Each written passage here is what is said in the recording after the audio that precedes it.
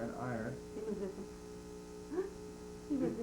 He was at the end this end here. I was just waiting for the ironing board to tip over.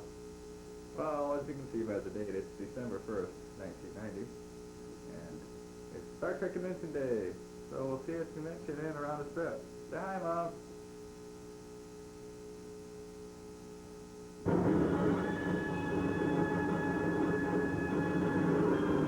Well, here I am. I'm at opening of Jennifer at work.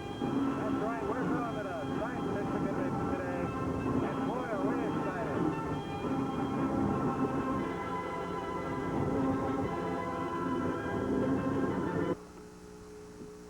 Well, wow.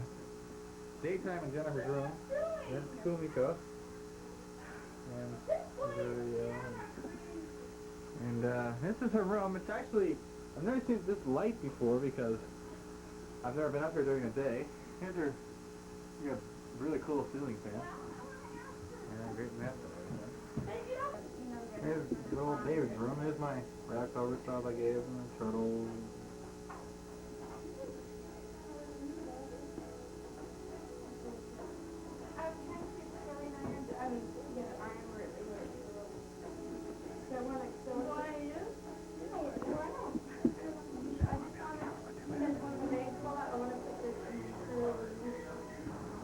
Here we are at the fascinating Hacienda Hotel. It's 1990. Well, here's the date, I guess. There's the date. And we're gonna hit the fabulous Hacienda, which is expanding. Ooh, what a shot, huh? That's dramatic. And we're gonna go to the Star Trek show. Here we go. Here's Jennifer's feet. And letters and so forth. And Paramount started wavering about the idea, even though it was announced. And Harv Bennett said, well, either you make the movie my way or I leave the studio. And as you heard earlier, he's gone. He's left a lot. But, well, you know, even though, no one really liked his idea, Star Trek fans, he's the guy who really gave us some beautiful Star Trek work, including Star Trek 2, which was, he took over and did a great job with that. And his own... to direct Star Trek 6 as Nimoy got to direct Star Trek 4 because Star Trek 3 made money. Shatner didn't have that option, so Shatner will not be directing Star Trek 6. Well, whatever. As you may have heard... A lot of things prior to Star Trek. He had done The Lieutenant and Playhouse 90. He was a technical advisor on Dragnet when I was a little girl because he had been a sergeant on the Los Angeles Police Department. He has degrees from Columbia University for writing and all kinds of things that go way back. But when he conceived Star Trek, which was in the late 1950s, I don't think he had any idea of what he was getting into. I don't come down where you work and criticize how you sling the hamburgers.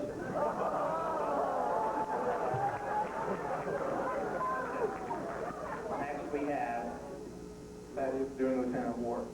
Lieutenant Worf, he's been dying to do this all day long. This is Worf doing the Klingon death howl. So just pretend there's a dying Klingon laying in front of me.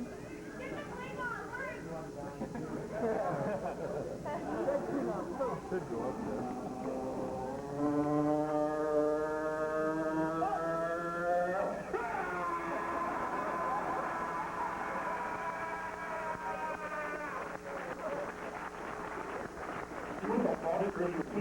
Really holding them to sell now.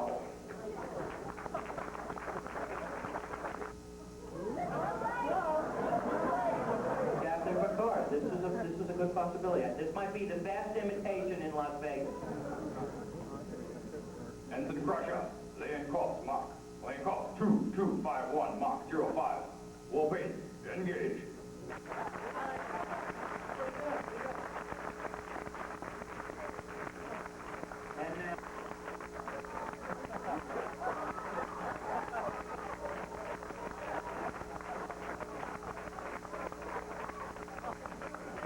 You wonder why animals eat their young.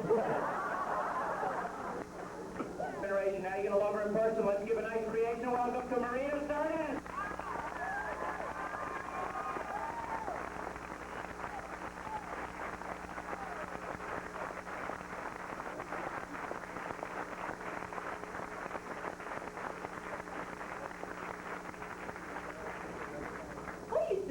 here. Get out into that casino and lose your money. I had to leave. I've been feeding quarters into the machine. Well, my hand was itching, you see, and the Greek superstition is, I can't remember which one it was, depending on which hand, it's either going to give money or get money. And I thought, oh, my left hand's itching, maybe I'm going to get money. And I looked out of my window and I saw a bride, and that's lucky. Whoever saw Mary Poppins will remember that. And, or is it chimney sweep? Anyway, I forgot. So I thought I was going to win, so I rushed downstairs, and I'm like, and I lost all my money, so. I don't know why you're here. I mean, I'm just addicted to that place out there. Anyway, hi. You all kind of go, where's Deanna Troi? I left her on the Enterprise. Have you seen me before? Oh, hi. Where did you see me? LA. All right, I'll stop. And San Diego. Oh, that was a while ago, wasn't it? Yeah, about 2 years. So, who lives in Las Vegas? Are you all croupiers? You know, casino-related enterprises? No. What else is there to do in Vegas? What? I heard that. I heard the really good place to invest in money. You know, invest money in buildings if you have it, which we don't. We're a syndicated series, you see. We don't get as much as the network. He's wearing a Harley Davidson thing. I'm off Harleys at the moment. Who knew I have a Harley? Right, it's getting sold. Because my boyfriend came off it and really badly broke his leg. So the Harley's gone, right? So you're sitting there. Do you wear a helmet? No. You do? Oh, well, good. Do you have to? Here? Oh, that's great.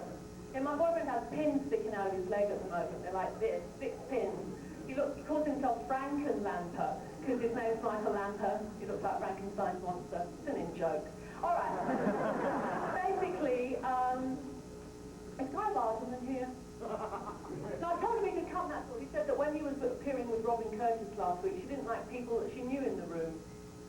You know, I mean, it's like a bit weird. I mean, it's like moral support when there's someone that you know in the room. Now, you will blind me in about 5 minutes if you keep flashing, and I'll fall off the stage and make a fool of myself. So, be kind.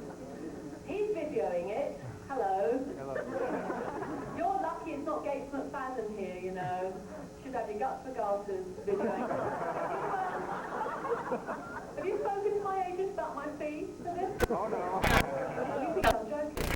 Okay, I'm very expensive, I'll have you know. Okay, well, basically, you get to all the work because you ask all the questions.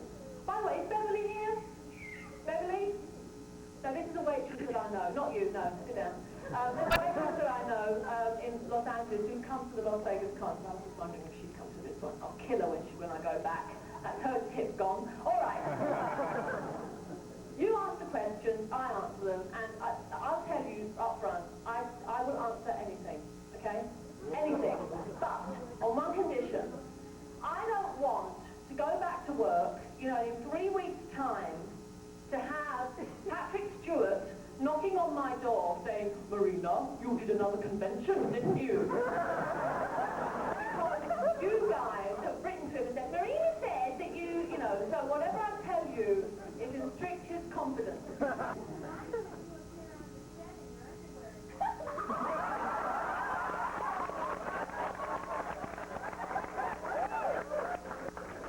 Let me clarify this. What are you doing down there? He's shooting a picture of my skirt. Sit up. I think I was born yesterday. No, I don't actually get in my underwear. Our spacesuits, as you know, are very uncomfortable, and mine is no exception. And basically, I undo it, you know, past my bra line, basically.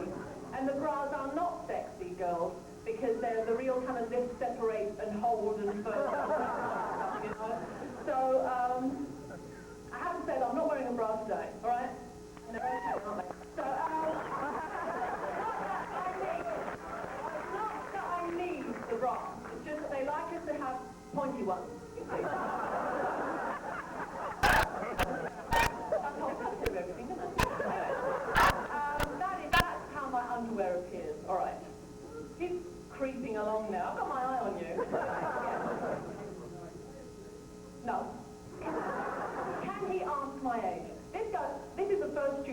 version of the night, all right? Only because if you ask an actress her age, she's going to lie to you. Whatever, why? You could ask, and I could say 25. Right, fine. What year was I born? Second stupid question. All right. I'm over 21. There you go. I don't talk about my earlier films. I call that my life before Star Trek. My earlier... Oh, thank you. My earlier films... Well, let me explain. You have to understand, in England, they don't make many movies. And so when you get a movie, you do it. It doesn't matter what you have to do in the movie, basically. And those of you who've seen my early movies know what I'm talking about. So, basically, I don't like to talk about them. I keep wanting them to take them off my resume, you know, but they won't. So, don't ask me questions about my film movies, all right? I'll tell you about my last movie, which is a movie I did in England this summer, called One Last Chance. And anybody who was at the Miami convention a couple of weeks ago knows it. It was at the Miami convention a couple of weeks ago. But who's going on the Trek cruise? No one here either. Okay, well, you're never going to see this movie that I did last summer because I showed it. I wasn't at the Miami thing because that was the night my boyfriend had the accident, so I couldn't go. My normal went instead. And then I chose the movie instead of me. So it didn't sign autographs, but you know, you can't have everything. And I will show it on the cruise as well. You never know, it might end up on PBS. It's one of those BBC English type movies, you know, that are very unglamorous, no car chases. In fact, I'll tell you a story. When I was in England making it, it's like my lot in life to have fun, right? Everything I do, they put my hair in a bun. And in this movie, there it was again, a big bun on my head. And I called Brent Spiner when I was in England. And I said, oh, Brent, you never guess, they've got my hair in a bun again.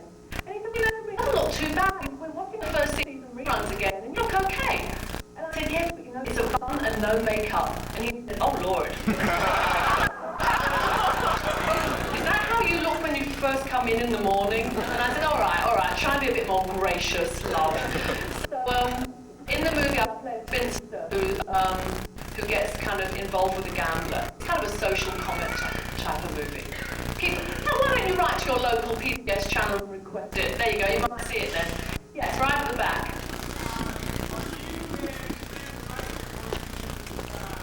Yeah. Those of you who've seen it before know my answer to this, but that's the minority, so I'll tell it again. There are different theories about the relationship between Troi and Riker, varying from, forget it never happened, to, yes, they have a mutual, you know, deep, caring things for each other. My own personal opinion, and this, again, is totally my opinion, don't write to Rick Berman and say Marina said, this is what I think. Riker is the stud of the galaxy. Like Kirk, you know, and if he's the stud of the galaxy, he can't really be involved with me without making me look like the doormat of the galaxy. I mean, they tried in the first season, and it was really, you know, it got to the point where basically what they've done is, it's like, if only they weren't working together, maybe they would. Jonathan and I play much more than you ever see, but unfortunately it ends up on the cutting room floor, you know. I mean, they get really annoyed because we kiss and stuff like that, you know. And what was the episode we kissed in recently? I don't think you've seen it.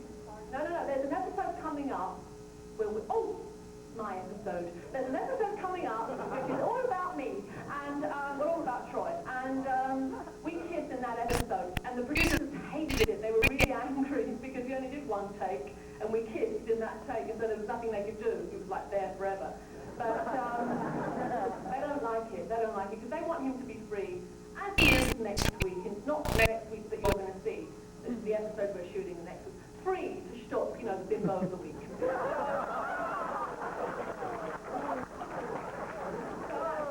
I know a lot of you know, Brent Spiner Data fans will say, well, what about, you know, Data? He's fully functional. But, you know, he's an android, you know, and I don't care which way you cut it, you know, old free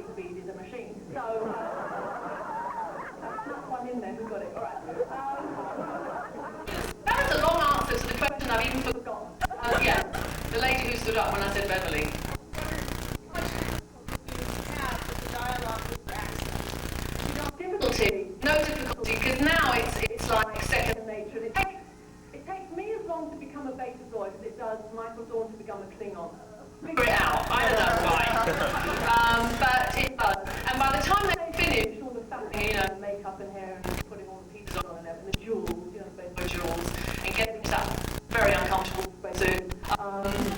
I've become Troi, and the accent kind of becomes easier. Yeah, that's it. Yes. Have you tried roulette yet? No.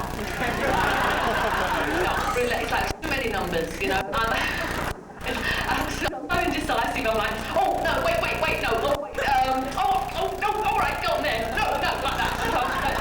I drive the dealers nuts. So I think I'll try my hand at blackjack. Is that 21? Did they try that? I can deal with 2 or 3 cards at a time. You've asked one, put your hand out at the end of the talk. Yes. What's your favorite Episode. What's your favorite performance in a movie that's on video? No, I told you, don't ask me. Don't ask me about it. You're so tricky. No. Except, but then I qualified it when we started talking about my past movies. I tell you, I'll answer anything about anybody else. There you go. I'm not stupid. Yes. A lot of the other characters or actors sing. They're in the Next Generation. Do you sing? I have sung. As a singer, I'm a very good actress, if you know what I mean. I can hold a tune, but I'm never going to have a #1 record. I did do musicals in England. I will talk about them. I did gospel, and I did the Rocky Horror Show in Europe. Yes, I played Magenta. So I have sung, but not like, not like in Oklahoma or something where you need to have a really good voice. Just kind of put across a song for me in this underwear, and I'm set. Yeah. Yeah, upcoming episodes of Lost. Now, how do you know about the Lost? You heard about it.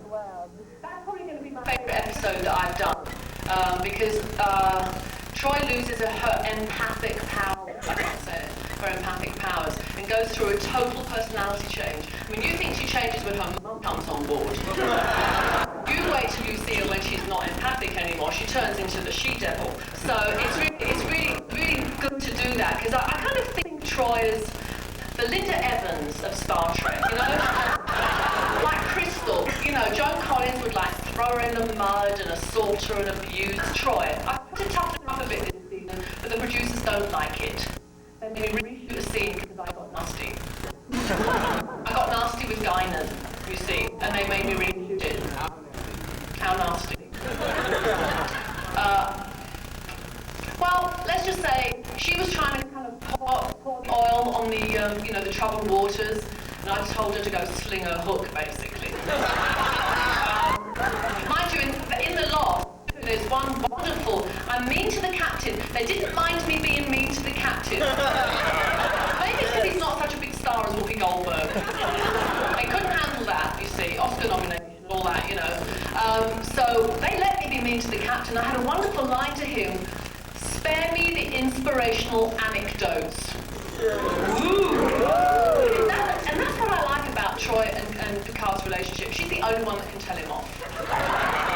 And he takes it. Oh, and we did another episode. I'm telling you all these secrets. Now you mustn't write and tell them I told you.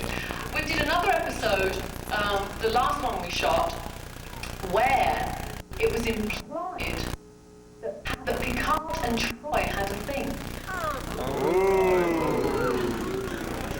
And I'm not going to comment on it. Let's just say I ran my finger through his chest hair.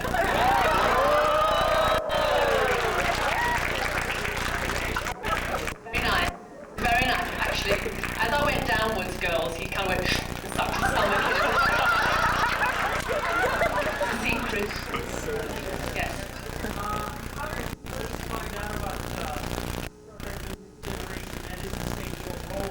Well, basically, I auditioned for it, and as you will know, because it's Star Trek lore, I was auditioning for Tasha Yar, and Denise was auditioning for Troi, and then 3 auditions in, they switched us over. We did 6 auditions in all. Jonathan did 7. Patrick did none. They offered him the job, you see. Oh, well, thank you. And then there rises the question, would we still have Tasha Yar if I was her or not? Yes. Yeah. We wouldn't have Councillor Troi. And there'd be that big empty seat next to the captain.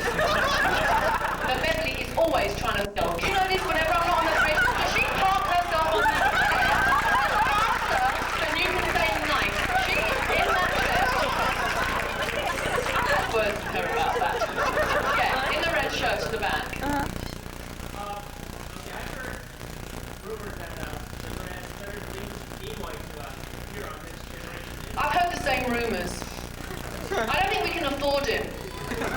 We're a syndicated show, you see. We've got a limited budget. I don't know, I've heard these rumours since day one that Leonard was going to be on the show. I must admit though, as time's gone on, like this year, they've been a bit more kind of frequent. So maybe it's going to happen. I don't know. I really don't. You can't ask me about future stories because I don't know about them.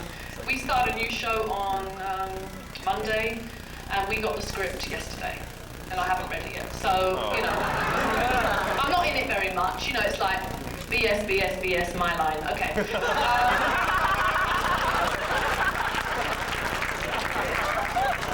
That's the soap art of acting. Daytime soap. Sorry, all you daytime soap fans. Yes. My hair takes, it's done in 2 parts.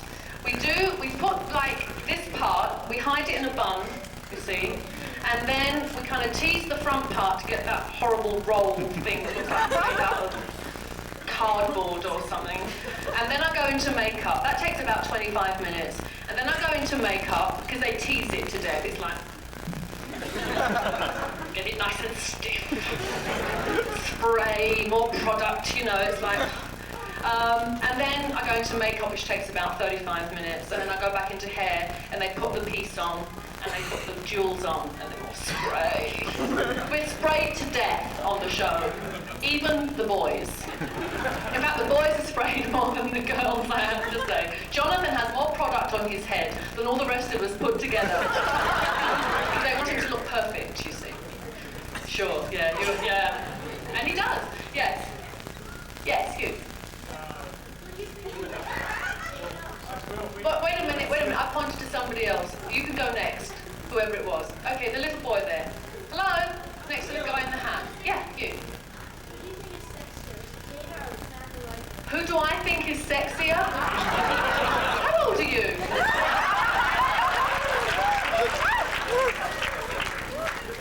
How old are you? 11 in December. Who told you to ask that question? What? Yourself? Well, you should be ashamed of yourself. Let me think. Who do I think is sexier? Well, in a kind of... It's a difficult one, actually, because yeah, he's a machine, you know. I mean, it'd be like saying, you know, do you like, you know, I don't know, pizza better than hot dogs or something? Sexier. Well, you know something? This is between you and me, and if you write to Jonathan about this, he'll come back and nuclear bomb you, all right? I don't like beards, personally, right?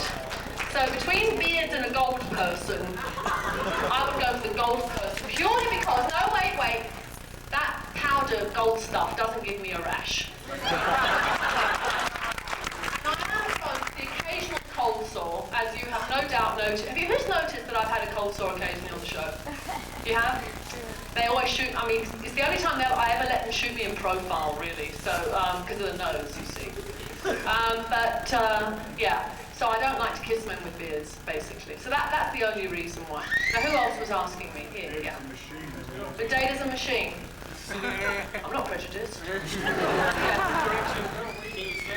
Oh, wait a minute. I'm going like, who was next?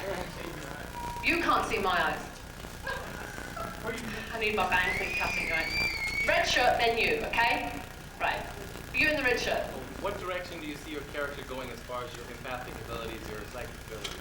Well, you know, we've exhausted them pretty much, haven't we? I mean, it's like, and I wish they'd make up their minds about how far away she could sense. Right. I mean, sometimes I can sense them a million miles away on another spaceship, and I can't sense the person next to me in another show, you know.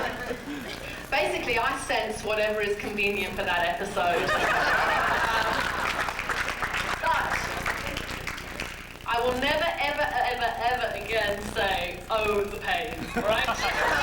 Never, ever again. Thank you. Yes, I know. It's like I refuse to say it. Fire me. I'm never going to say it. Yes, you next. I don't know. Well, we have got somebody else driving the ship. We've been trying out girls driving the ship. Blonde girls, basically, you know, to make up that trio again of the blonde, the brunette, and the redhead. But we didn't like, I shouldn't say that, we didn't like the first one. She had a funny voice. She looked like a chipmunk. No. Terrible. This gets back on the fires. Please erase that when you edit this video. We like the second one. So we hope she's a keeper, the second one. We like, Brent especially likes the second one, but don't tell him I told you. You've been sniffing around her, yeah, all right. My favourite movie, oh dear, that's a hard one. My favourite movie, I've got a lot of favourite movies actually.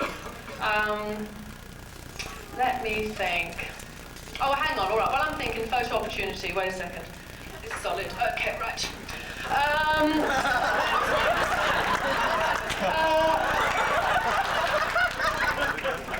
don't know actually. I mean, I love, you know, I have bizarre tastes in movies. Like I love Calamity Jane. Don't ask me why. I love that movie. The Godfather movies, I think, have got to be up there amongst my favourite movies. See, I knew it. Look, click, click, click, click, click. What else? I don't know, actually. Old Greta Garbo movies like Camille, I really, really love. And none of my own. Okay? Yes, next question. What's that? I looked at you just then. That's a lovely shot you've got yourself. Yes, that young lady. Hang on, I'm stuck. Yes. Do any of your sexual relationships with men on TV cause problems between you and your boyfriend? Do my sexual relationships on TV cause problems between me and my boyfriend? Yes. He hates it when I have to kiss other people. He really hates it. It's like when I did this movie in England, I had to be in bed with this other guy. And I just had my bottom half of underwear on, right? And we didn't do anything because it was supposed to be our wedding night, so I mean, it was legal, you know, and I was laying there asleep, and then he gets up and goes off gambling, you see. So we didn't actually do anything. In fact, we didn't even kiss throughout the whole movie, but I didn't tell Michael that, you know, I had to do this bedroom scene because George, the other actor, was naked, you see, because he had to get up out of bed. And you can't sell it that on your wedding night you're wearing underpants, you see. Not in England. In England you're allowed to show anything after 9 o'clock. So, and I was really proud of myself because I didn't peek. I didn't. But Michael was really, you know, upset that I hadn't told him because he thought more had gone on than had really gone on. Excuse me? It's called One Last Chance. And basically what happens is, if I have to kiss him, I hate that beard, you know, and all that stuff goes on, so. And I did hate, no, I can't say that.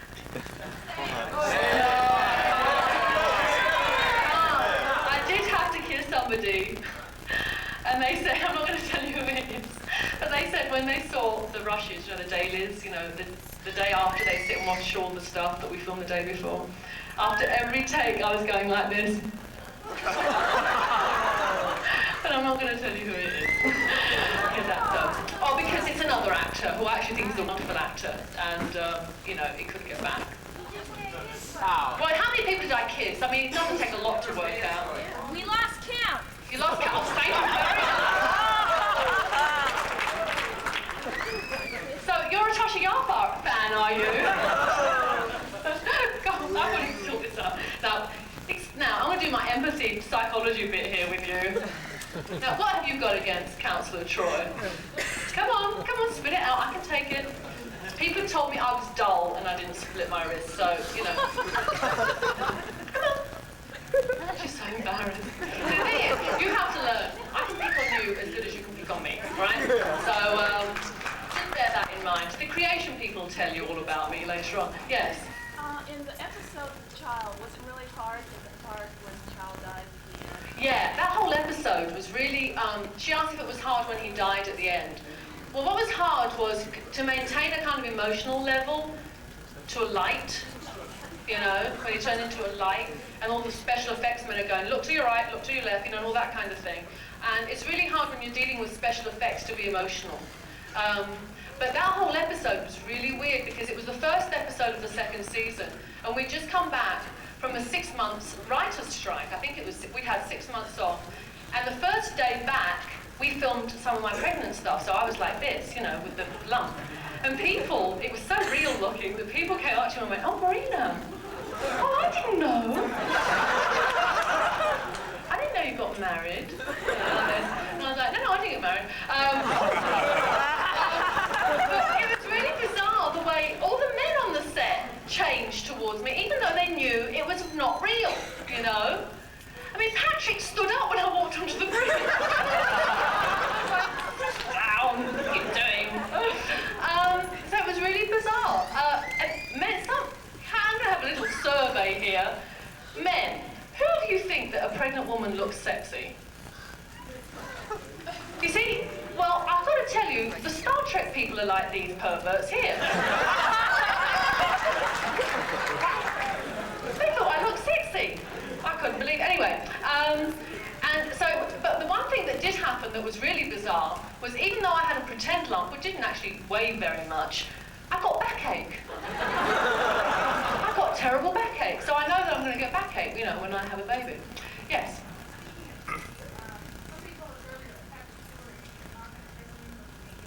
I have seen Patrick naked. Well, nearly naked. It's just, I was in Patrick's trailer one time, he started to get undressed. And I stayed there. And it wasn't until I left that I kind of went, why didn't I leave? He started taking his clothes off and I just... And actually Brent Spiner has seen me naked. It's so funny. I was expecting the girl to come to my trailer, you see, because something was wrong with my costume, and she was going to come and take it away to get it fixed. So I'm standing there in, you know, just my underwear, basically, bottom half underwear, and there was a knock on the door, and I thought it was Playtime's so I said, over. and the door opened, and it was Brent. So, it's never been the same since, actually.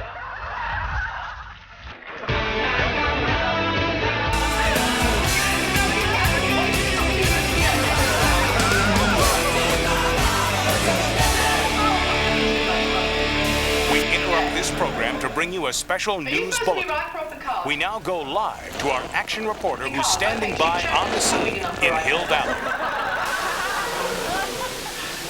Coming to you live from Hill Valley, August 5th, 1955. An incredible event has just taken place. This man has arrived from the future. What's your name? I'm Dr. Emmett Brown. Dr. Emmett Brown. That is incredible. And where are you from? 1990. From the year 1990. That is incredible. Well, what's even more incredible is Dr. Brown says he's arrived in a time machine on wheels. Is that right, Dr. Brown? Yes, that is true, yes. Wait a minute, what is that? There's a flashing light on the street. There's something coming around the corner, Dr. Brown. I don't know quite what it is, but it's headed for you. Look out! Dr. Brown, is this your time machine? I certainly hope so. That is incredible. Well, this is your action reporter signing off so Dr. Brown can get back to the future.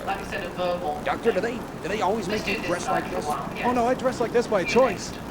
That is incredible. Let's go get a cheeseburger at the diner. Am I as what? They have great cheeseburgers. Chocolate maltons. Do they have chocolate maltons in the future? I don't think so, actually. I don't think I'm as sensitive. I was brought up in a really working class neighbourhood in London, and we had to toughen up pretty quick to survive, if you know what I mean. So I don't think I'm quite as sensitive as Deanna Troi, no. Yes? Well, this is probably the same. How much of your character of Deanna do you bring from yourself and vice versa? Does that ever influence you? Yeah. Yeah, I think what's happened is that she's playing her, because sometimes you have to understand I'm her more than I am me, you know, during the week. And she's been quite a calming influence on me. You can imagine what I was like before, right? But so there is that kind of. I think I've become more patient and more understanding since I played her, having to play a psychologist and everything. And what I've tried to do is bring a bit more of Marina's kind of vitality to Deanna, only because somebody did once say, you know, we think she's really dull, but we like you. So, you know, I'll take comments like that and, you know, and try and use them. So I think there is a bit of a trade-off.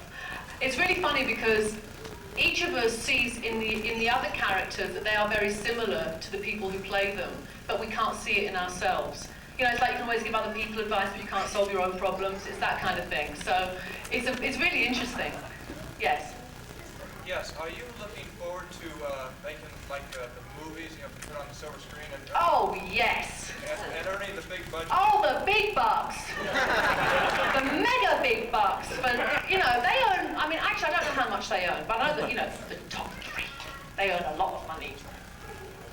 But I don't know, because we have a top 3 too, and they would earn the big bucks. I don't know how much, you know, we lesser beings. So you're looking forward to it? I would love to, basically because you get more money for less work. It's as simple as that. I mean, people say, you know, I want to do movies. Well, why? I mean, I would prefer to be doing good television like Star Trek than be doing schlocky movies like I used to do. I mean, you know, I have the personal experience to kind of call back on. So I'm not a snob about wanting to do movies. The only reason that movies are preferable is you do a movie for 3 months and you earn more than you would doing a series for 10. So you can do other stuff. That's it. Yes? Is Wesley actually gone off to Starfleet? He's gone. Adios. Bye. Don't you clap. I liked him. I'm speaking like he's dead. I liked him. And he'll be back. You know, he'll be back to do guest spots. I mean, for God's sake, Tasha Yar comes back and she's dead. So I'm sure he's still alive, so I'm sure he'll be back to do the occasional guest spot. Yes, right at the back, waving at me. Well, basically, because she looked like the cosmic cheerleader in it, basically. I mean, the miniskirt and the go-go boots, I hate to say it, was a tad 60s, you know, and it was a bit, it didn't go with her character. I know, but this is me. See, Marina's not Councillor Troi, you see. That's the difference. Right. Anyway, you just have to come to conventions if you want to see my pins. It's as easy as that. Yes. What do you think of Major Barrett? I think Major is great. That is the 3rd stupid question of the night because she's the boss's wife. But I really do think she's great.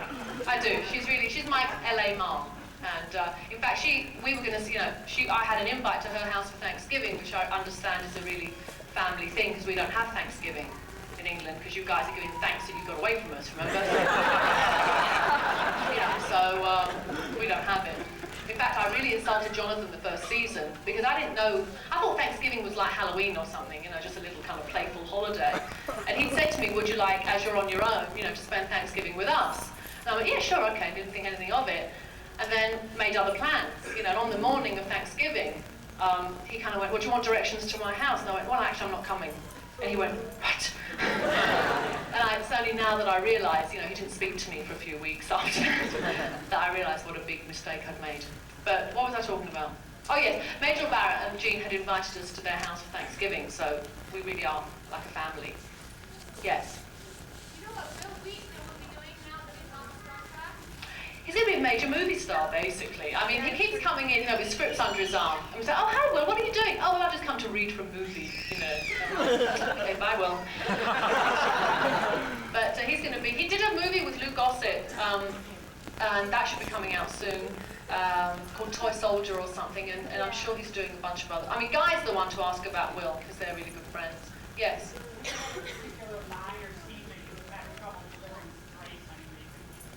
Couldn't keep it straight. Many. The person who has the most trouble with that, and if this gets back, is Michael Dorn. And has Michael Dorn ever done Vegas? Did he admit to this, that he has trouble with his lines? Did he? Oh yeah, because he goes up the most. And it's like, we take bets. Patrick and I are like, all right, Marina, how many do you think it's going to be? And I say, oh, 6? He goes, no, darling, 7. And I'm like, you know, we take bets on how many times Michael Dorn's going to laugh and mess up the scene. But we have had we've had some pretty, you know, cliched lines to say. I'm trying to be as kind as possible. We have some pretty bad lines to say sometimes. You know, Patrick can rewrite his because, you know, he was 17 years with the Royal Shakespeare Company and they reckon he can speak English properly, which is true. They don't let us rewrite our lines. I mean, I actually remember one sentence that the writers wrote that didn't have a verb in it, and we tried to figure out how they managed that. Yes, there's been some bad ones. Yes?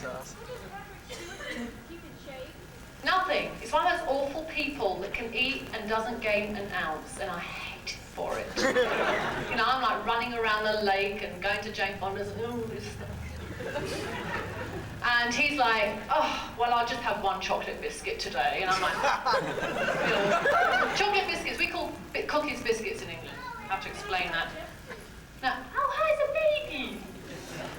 Hi, baby. Oh, baby's hitting the other child.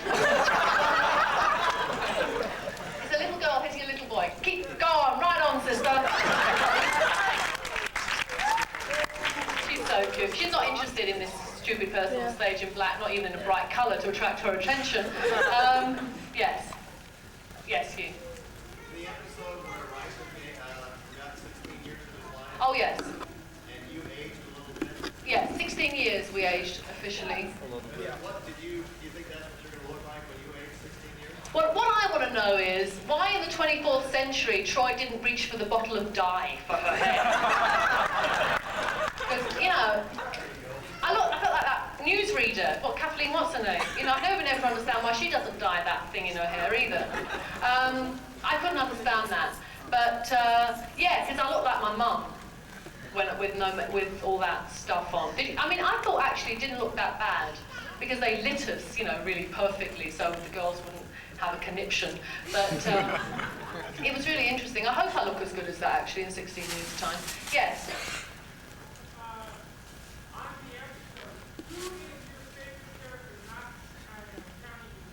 Not counting me. Who's my favourite? Oh, that's a tough one. It's really difficult because I'm going to upset, you know, there's other people if I say one person. I mean, my own personal favourite I think has to be Data.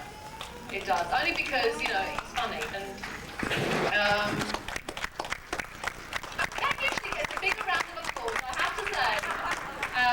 Okay, I'm going to have another little survey here. We're going to go, I'm going to see who's your favourite, okay? Okay. I'm not going to include me because I'm very sensitive, and if you don't vote for me, I'll be really hurt. So I'm not going to include me. So, accepted that you will like me the best. Who'd you like second best? Picard. So we can do it by show of hands because I feel like I'm on the Wheel of Fortune. Oh, what's that other thing? Name that tune or something with the clapping. A Star Search. Right, Picard. Riker. Data. Bev. Oh. Will. Wes. Okay. And who's left? Dinah. Worf.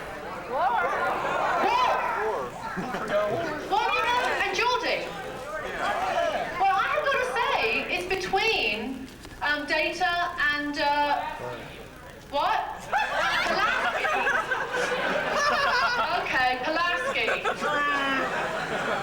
Oh, you liked her the best. Did you really? Cute. No. No.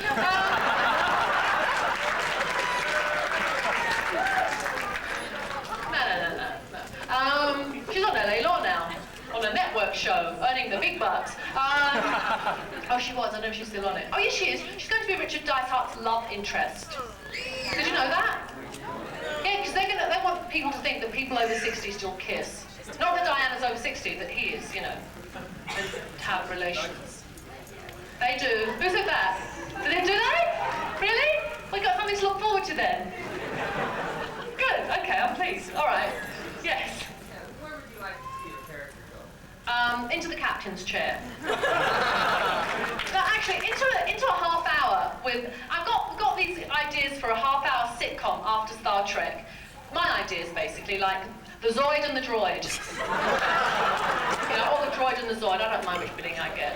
Or the Rikers. You know, I see it. I see all these things, you know, happening. What? The what? The Picard? Oh, he'll be on to bigger and better things. Yes.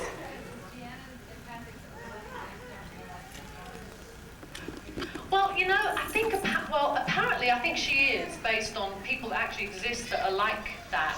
And, because I get letters from people saying, you're doing it right. So obviously the writers have researched it.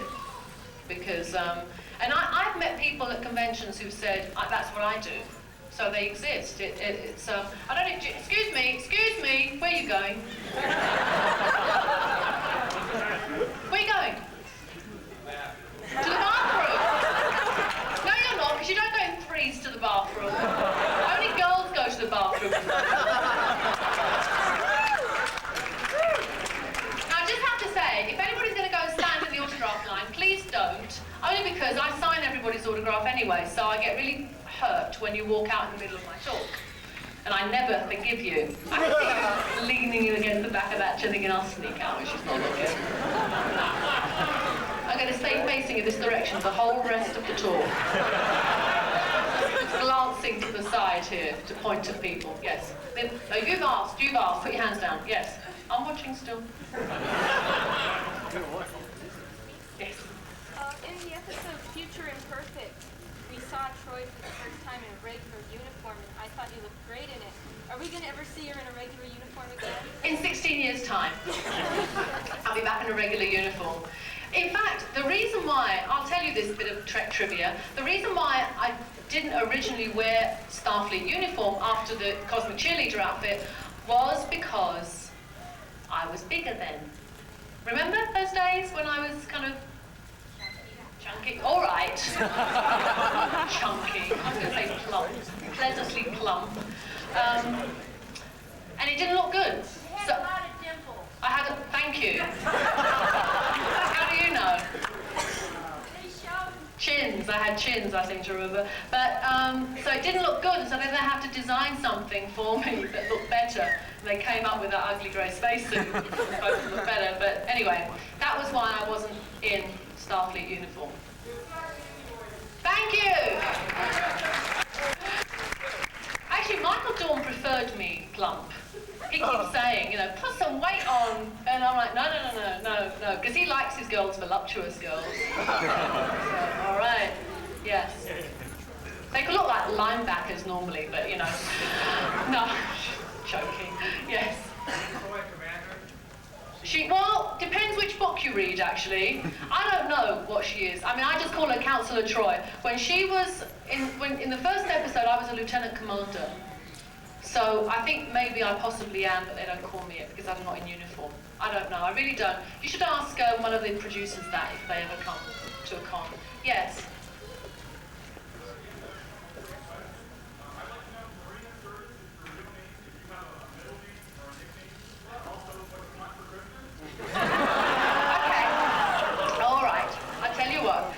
Marina Sirtis is my real name, it's Greek. I don't have a middle name because we don't have middle names in Greece. I'm English Greek, you see, Greek parents born in England. And what was the other question? What do you want for Christmas? What do I want for Christmas? Oh, the most important part. Actually, what I would really like for Christmas is for those pins to come out of my boyfriend's leg. That's what I would really like to hear.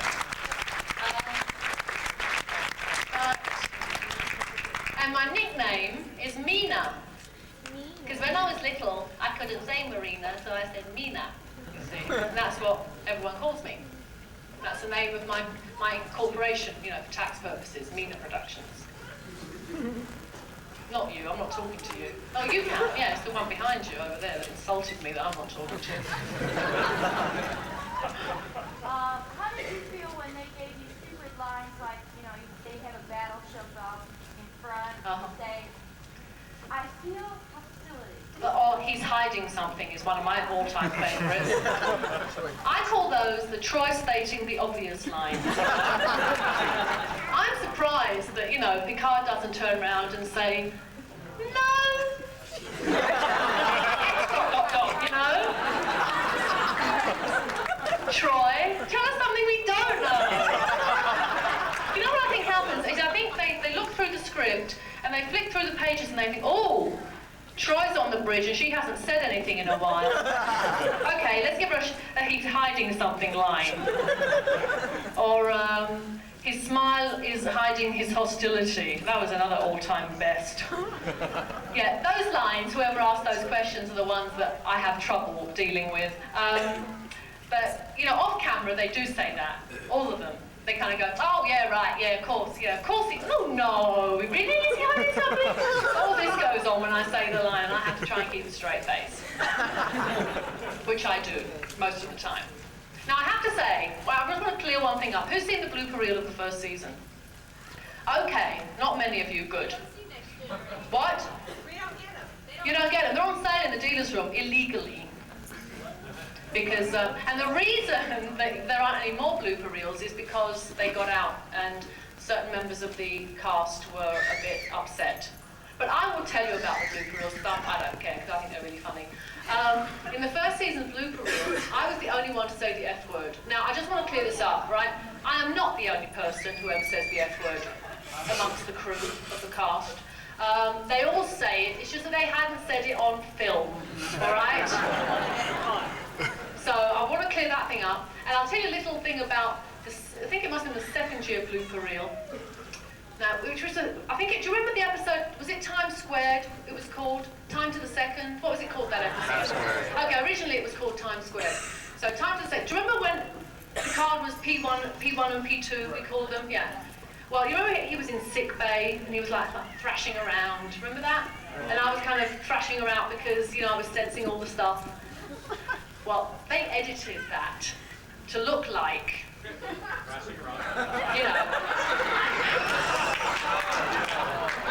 Patrick was very upset, right? Because he's very dignified, and that doesn't kind of go with the image. And we were at the wrap party when they showed it, and I was, don't ask me why, sitting on Will Wheaton's lap. Right? And all I have to say is he got very excited. Cradle robber. What? Cradle robber. Well, you see, Will and I had this theory. We went around telling everybody that we were having an affair. Because we felt it did our images good, both of us. Because he was, he was like having this thing with an older, sophisticated, experienced woman. And I was young enough to be having a thing with an 18-year-old. So it kind of worked in both our favours for the while, that little while that it all happened. Yes? I recall I'm sure you get letters about sex and violence on Star Trek. I'd like you to compare the censorship views of America with regards to England.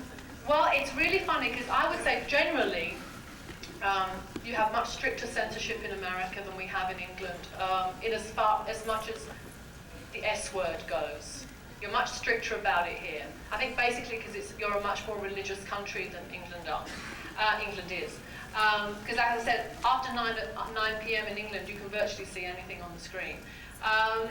But after having said that, there was an episode, and I think it was The Higher Ground. Was that the one where Bev got kidnapped by the terrorist? Okay. In that episode, I think we mentioned that the IRA had beaten the British in Northern Ireland. And the show just started in England the same time, and it's been uproar in England because of this one line in a show that they're not going to see for a year and a half. Or two, actually that was third season, wasn't it? So that's 2.5 years. So I would say generally you're much stricter with censorship, but when it comes to the IRA, it's like you can't say anything good about them in England. So it depends, I suppose, what the subject matter is. Yeah, you're in the black t-shirt. On the show, you wear dresses that are usually cleavage. Why is it that you're the only one, usually you and your mother, that wear that type of cleavage? Maybe we're the only ones that have the cleavage.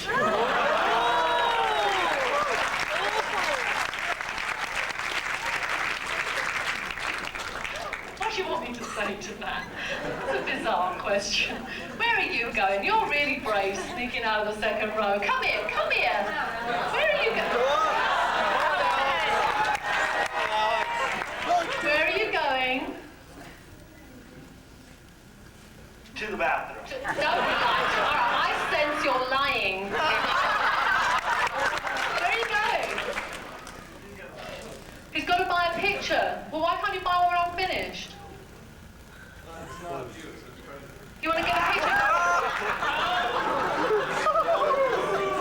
You're leaving my talk to go and buy a picture of the Predator? A 7-foot guy in an outfit? You can't even see who it is. I mean, I know who it is because he did an episode of ours. He was in The Price. The guy who played the Predator was an alien in The Price. Did you know that? Yeah, there you go. It's another bit of Star Trek trivia. You're just going to stand by the door. Okay, well, go on. And you only get one autograph. Anybody who leaves only gets one autograph. All the rest of you who stay can have as many as you want.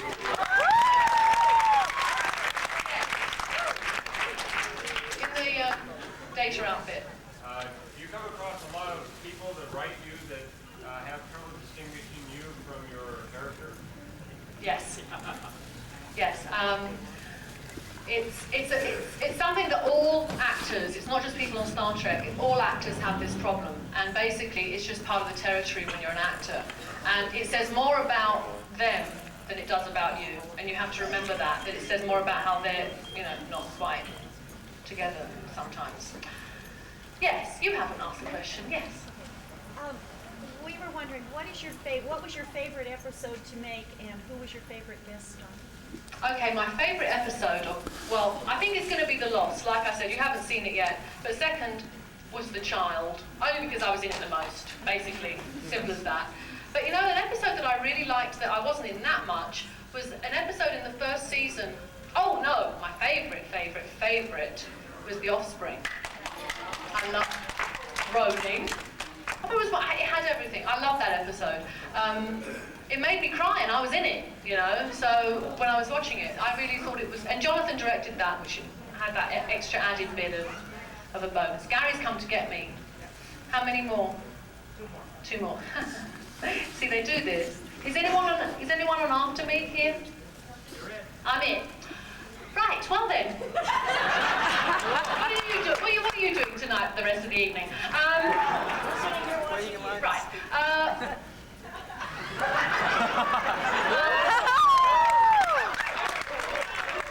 You want a new boyfriend? What was the question? I've forgotten the question. I haven't answered it, I know. What was the question? My favourite guest star. Well, it's somebody that you was only because I liked her so much as a person. And that was a little Mintalton girl, Pamela Siegel, I think you pronounce it. She was great. But as far as favourite character in an episode goes, definitely wasn't the guy in The Price.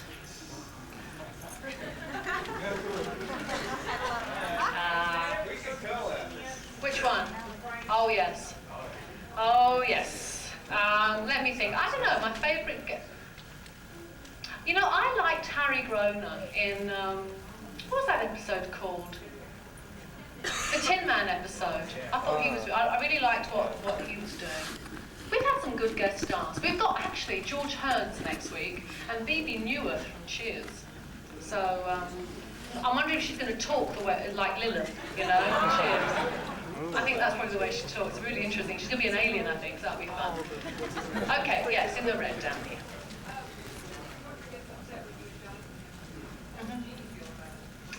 We don't ask Jeannie. No, actually, Jeannie can't say anything, because she was Laura, and we haven't done anything remotely close to what she got up to on the screen. So, no, she can't say anything. What? And is getting up to still? Oh, yeah, she's like having that competition, isn't she? We all tune into All My Children, I'm afraid, now, because Jeannie's on it. Yes. Did Will agree to leave the series because he wanted to? Did Tommy already because he wanted to? Yeah, they both left because they wanted to. But they all want to come back, though, after a while. Don't they? It's like, they go, and then, can we come back, please? But, that's true. But I thought that if you left, if you wanted to leave, they punished you by killing you. But obviously that's not the case with Will. Okay, we're going to do, I can see a few more hands. In a minute, Gary, in a minute, right? Yes. Yes, you. Yes, you. Oh, wait a minute, no, I pointed to this lady here, and I'll come back down the line like this. Go ahead.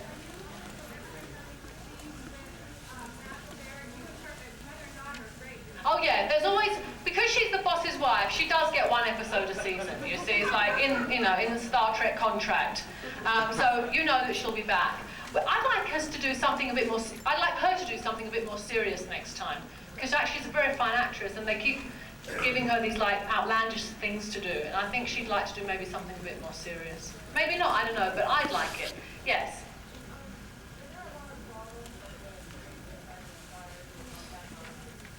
Now you said that F word. I didn't say that F word, all right? When Gates, were there problems? Yeah, there are problems when somebody leaves because, you know, you get to know that person, you become friends, and then they're gone, and then you have to become friends with the new person, and it's almost like, oh, am I being disloyal to the original person? And then the other person leaves, and it's really, there is that feeling that if you get overly excited about either of them, that you're being disloyal to the other person. Do you know what I mean? I mean, I'm a big fan of Gates, but I was also a big fan of Diana's. You know, I mean, I thought I like both Doctor parts for different reasons. You know, I like Gates because she's very kind of soft and, you know, caring and very sympathetic. But I liked Diana because she had that edge. So, you know, it's like, I wish they could both be on the show, but, you know, they can't be. But it is difficult to make those adjustments. Yes. Oh, hang on, you've asked one, haven't you? Why? She's too shy. Oh, okay.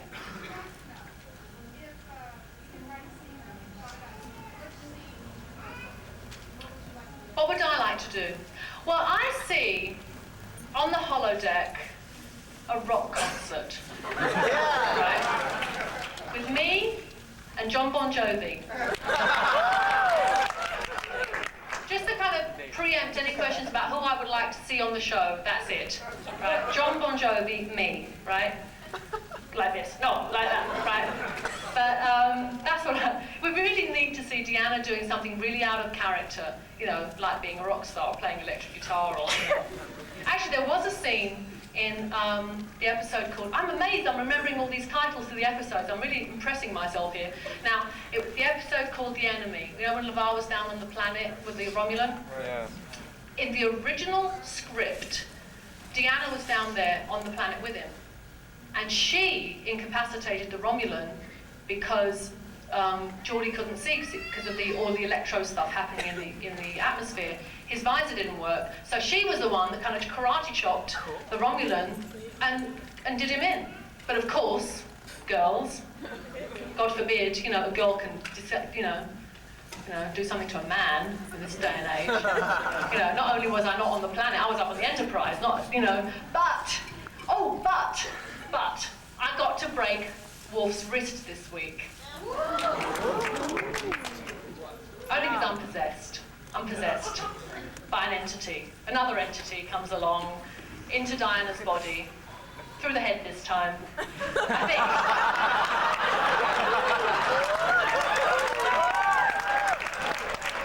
think we haven't done the special effect yet. It's like this green thing that kind of swirls around and enters my body. And so Worf comes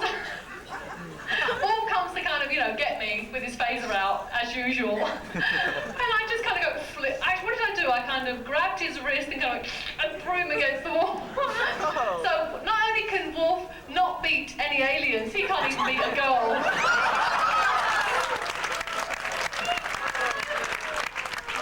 You know, I'm going to have to stop now because they've probably only got the room for like a certain amount of time and they'll be coming in yeah, you're nodding, aren't you? They'll be coming in ejecting me and it'll be very undignified.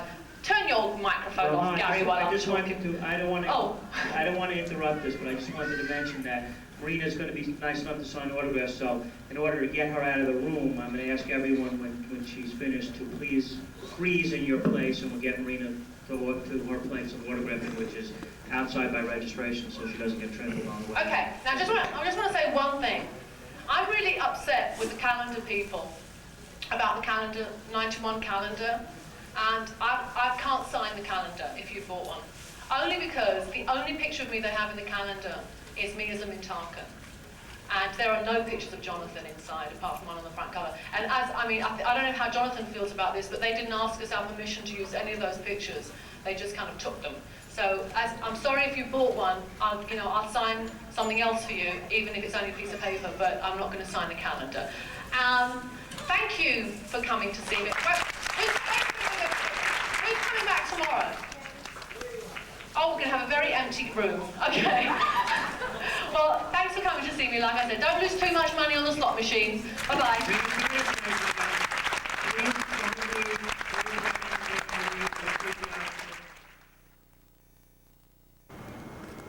Well, here it is, December 9th, 1990.